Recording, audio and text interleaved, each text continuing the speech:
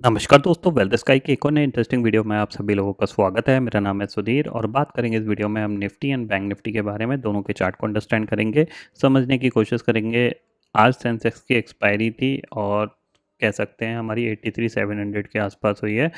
अब 2 दिन बाद कल और परसों के ट्रेडिंग सेशन में निफ्टी की एक्सपायरी होने वाली है, तो क्या मूवमेंट हो सकता है इसको हम अंडरस्टैंड करने की कोशिश करेंगे। तो जल्दी से इस वीडियो को स्टार्ट करते हैं।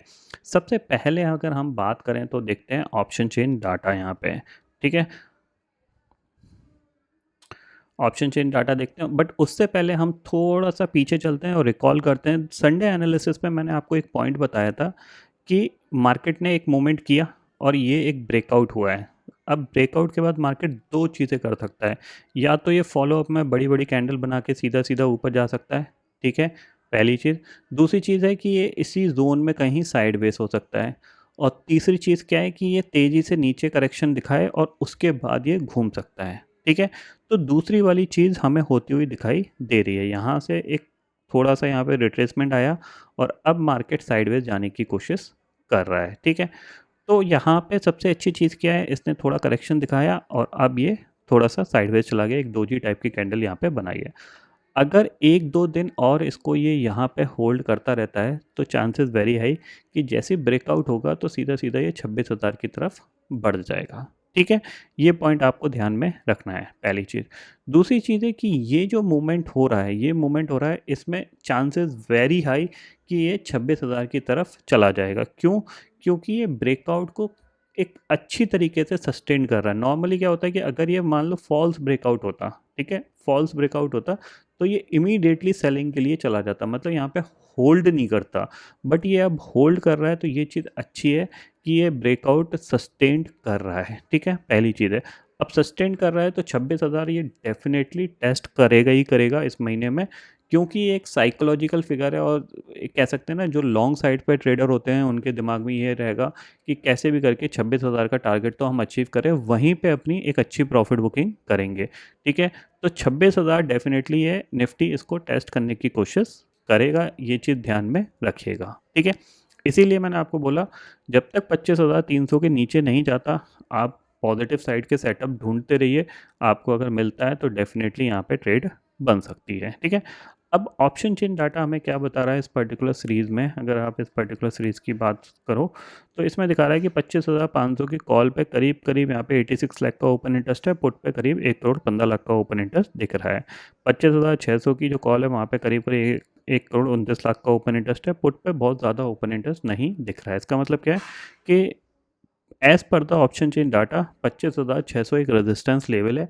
इसके ऊपर निकलेंगे तो फिर हम डेफिनेटली 25,650 और 700 तक चले जाएंगे, क्योंकि थोड़ी बहुत शॉर्ट कवरिंग यहाँ पे आती हुई दिखाई दे सकती है। ठीक है, चार्ट पे चलते हैं, चार्ट को देखते हैं। तो सबसे पहले हम इसको 15 मिनट टाइम फ्रेम के हिसाब से कर देते हैं।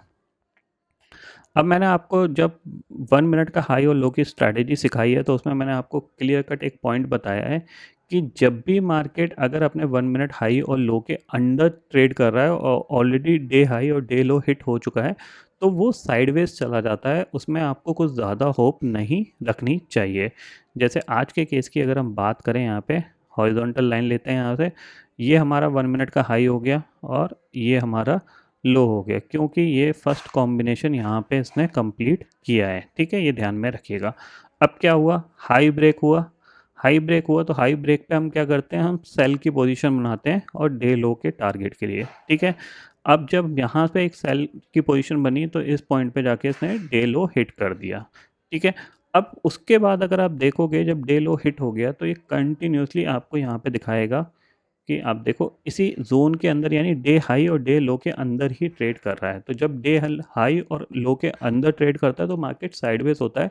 हमें कुछ ज़्यादा पर्टिकुलर मार्केट से होप नहीं रखनी चाहिए कि मार्केट वन साइड पे ऊपर चला जाएगा या वन साइड पे नीचे चला जाएगा। जब इसके बाहर निकलेगा तभी आपको एक बड़ा मोमेंटम देखने को मिलता है। तो आप जब भी ये सोचो कि मेरे को एक बड़ा मोमेंटम चाहिए तो एटलीस्ट डे हाई डे लो के बाहर मार्केट ट्रेड करे, ताकि आप एक्सपेक्टेशंस लगा सको कि कहाँ तक ये जा सकता है। ठीक है, ये सिंपल सा बेसिक रूल मैं फॉलो करता हूँ। मैं ये नहीं कह रहा आपको करना चाहिए, मैं ये कह रहा हूँ कि ये बेसिक सा रूल मैं फॉलो करता हूँ, क्योंकि जब इसके अंदर है तो मेरे को अनवांटेड अपनी ट्रेडिंग करके मतलब अपने लॉस को नहीं बढ़ाना है।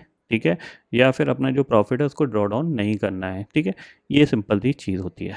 अब जाहिर सी बात है, कल क्या हो सकता है, तो देखो सिंपल सी चीज़ है, मार्केट अपने आप को होल्ड कर रहा है, तो इसमें दो चीज़ हो सकती हैं। एक, इस पर्टिकुलर लेवल के ऊपर निकलेगा तो जाहिर सी बात है नेक्स्ट टारगेट हमारे पास ये मिल सकता है 25,670, और 670 के बाद तो गैप है, उस गैप का जो टारगेट है वो करीब करीब 25,750 है, ठीक है। 600 के ऊपर सस्टेंड किया तो ये दोनों टारगेट हमें मिल सकते हैं, और जब तक ये इस लो और इस हाई के अंदर ट्रेड कर रहा है, मतलब इसके अंदर जब तक ट्रेड कर रहा है ना, इस चैनल के अंदर, तब तक हमें कुछ नहीं करना है, ठीक है। खासकर स्पेशली बड़ी क्वांटिटी में तो कुछ नहीं करना है, सिर्फ आप डे लो डे हाई के टारगेट के लिए प्ले कर सकते हो, एक लॉट में या दो लॉट में, बहुत बड़ी क्वांटिटी में हमें ट्रेड नहीं करना है। जब तक इस चैनल के अंदर नहीं आता तब तक हमें ऐसा नहीं करना है। एक बार इस चैनल के अंदर आ जाएगा तब हम एक्सपेक्ट कर सकते हैं कि यह ऊपर की तरफ एक 200-300 पॉइंट का मूवमेंट कर सकता है, ठीक है। और ज़्यादातर बड़े मूवमेंट हमेशा ध्यान रखिएगा मंथली एक्सपायरी में आते हैं, यानी लास्ट वाली जो एक्सपायरी होती है, इनिशियल जो एक्सपायरी होती है नॉर्मली साइडवेज रहती है, क्योंकि प्रीमियम ज़्यादा होता है, ऑप्शन सेलर को एडवांटेज मिलता है उसमें, तो वो ज़्यादातर कोशिश करते हैं कि मार्केट को कंट्रोल करके एक ही रेंज में रखा जाए। तो उस पॉइंट ऑफ व्यू से थोड़ा सा साइडवेज व्यू लेके चल सकते हैं हम कल के ट्रेडिंग सेशन का, ठीक है। बैंक निफ्टी की बात कर लेते हैं। आप देखो बैंक निफ्टी यहाँ पे क्या कर रहा है, अगर आप बैंक निफ्टी की बात करोगे तो यहाँ पे बैंक निफ्टी ये इसने लाइफ टाइम हाई लगाया, तो हमारे लिए क्या है, ये एक रेजिस्टेंस पॉइंट है। क्यों? क्योंकि जब इसके ऊपर निकलेगा तभी हम एक्सपेक्ट करेंगे कि एक नया जोन आएगा, ठीक है। जब तक नहीं निकलेगा तब तक हमारे लिए रेजिस्टेंस है। सपोर्ट के लिए हमारे पास जो राउंड फिगर है, ये हमारे पास एक सपोर्ट है, ठीक है। तो अगर इसके क्लोज जाएगा ये बैंक निफ्टी 57,600 के आसपास या 57,700 इस जोन में मिलेगा, तो डेफिनेटली हम थोड़ा सेल करके काम कर सकते हैं। नीचे आपको ये दोबारा से आता हुआ दिखाई दे सकता है। ओवरऑल माहौल जो है वो पॉजिटिव है, but intraday point of view से आप ट्रेड डाल सकते हो, ये ध्यान में रखिएगा। अब इनिशियल बैंक निफ्टी के भी ऑप्शंस बहुत महंगे होते हैं, तो लोग अवॉइड करते हैं, मंथली सीरीज आने का वेट करते हैं, जब सस्ते हो जाते हैं तभी वो इसमें ट्रेड प्लान करते हैं, ठीक है। तो इतना सा लॉजिक है कल के लिए कि निफ्टी थोड़ा सा साइडवेज ही रह सकता है इस पर्टिकुलर जोन में जब तक है। तो आपको यही चीज़ ध्यान रखनी है कि इसके अंदर जब तक है तब तक आपको बहुत बड़ी ट्रेड प्लान नहीं करनी है, छोटी मोटी ट्रेड में आप काम कर सकते हो, ठीक है। ग्लोबल मार्केट की बात करें तो आज जाके ग्लोबल मार्केट थोड़ा सा नेगेटिविटी का इंडिकेशन दे रहे हैं। अगर आप देखोगे यहाँ पे इंडेक्सेस फ्यूचर्स में अगर हम जाते हैं तो डाउ फ्यूचर करीब 44 पॉइंट नेगेटिव है और नैस्डैक फ्यूचर करीब 50 पॉइंट नेगेटिव दिख रहा है, ठीक है। तो थोड़ा सा ये आप कंसोलिडेशन कर सकते हैं या थोड़ा सा रिट्रेसमेंट कर सकते हैं, तो उसके लिए भी आप थोड़ा सा ध्यान में रखिएगा, ठीक है। तो फिलहाल दोस्तों इस वीडियो में इतना ही है। आई होप ये वीडियो आपको पसंद आएगा। वीडियो पसंद आता तो लाइक और शेयर ज़रूर करिएगा, और चैनल को जो सब्सक्राइब कर लीजिए, क्योंकि मैं सुधी लेके आता रहूँगा हर दिन आपके लिए नए नए वीडियो। इसी के साथ शुक्रिया दोस्तों, जय हिंद।